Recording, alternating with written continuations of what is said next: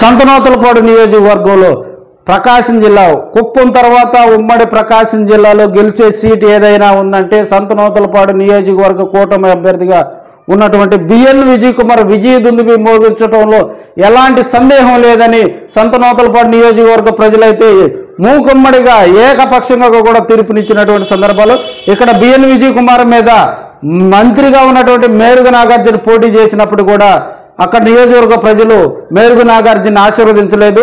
ప్రజలందరూ కూడా సంతనూతలపాడు, నాగులుపులపాడు, దాదాపుగా చేమకుర్తి ఈ 3 మండలాల్లో మద్దిపాడు ఈ 4 మండలాల్లో కూడా బిఎన్ విజయ్ కుమార్కి అత్యధిక మెజార్టీ వచ్చే అవకాశాలు ఉన్నాయి. ఎందుకంటే గతంలో ఆయన 3 సార్లు ఎన్నికల్లో ఆయన వివిధ పార్టీల తరపు నుంచి పోటీ చేసినప్పటికీ ఒకసారి ఎమ్మెల్యేగా గెలిచినప్పటికీ కూడా నియోజకవర్గంలో ఆయనపై సానుభూతి పనిచేసిందని కూడా ప్రజలందరూ ముక్త కంఠంతో చెప్తూ ఉన్నారు. ప్రజలందరూ ఏకపక్షంగా బిఎన్ విజయ్ కుమార్కి సంతనూతలపాడు నియోజకవర్గ ప్రజలు పట్టం కట్టారు అనటంలో ఎలాంటి సందేహం లేదు. ఈ సంతనూతలపాడు నియోజకవర్గం ప్రకాశం జిల్లాలో ఉంటుంది.